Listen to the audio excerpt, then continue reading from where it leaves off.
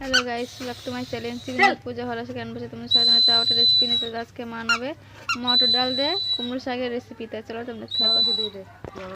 তো মা এখানে কুমড়ো শাক নিয়ে নিয়েছে আর এখানে মটর ডাল নিয়ে সিদ্ধ করে নিয়েছে কুকারে।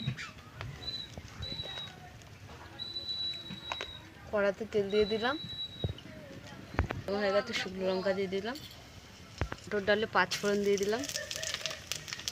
তারপরে ফোড়নটা হয়ে গেছে, আমরা এখানে কুমড়ো শাকটা দিয়ে দিলাম। স্বাদ মতো নুন দিয়ে দিলাম, হলুদ দিয়ে দিলাম,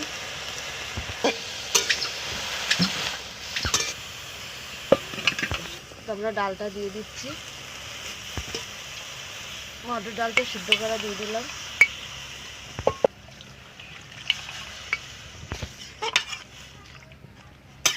এখানে লাল লাল লঙ্কা আমি দিয়ে দিলাম, সব কটা ফাটিয়ে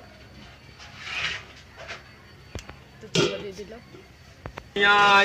খুলে দিলাম।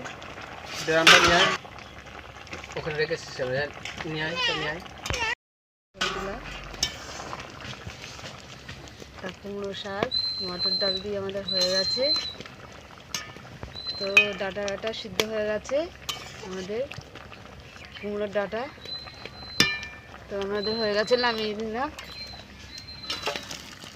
কুমড়ো শাক মটর ডাল আমাদের হয়ে গেছে। তা তোমাদের কেমন লাগলো বলো, ভালো লাগলে লাইক কমেন্ট শেয়ার করে দেবে, সাবস্ক্রাইব করে আমাদের পাশে থাকবে। আজকের ভিডিওটা এই পর্যন্ত, টাটা।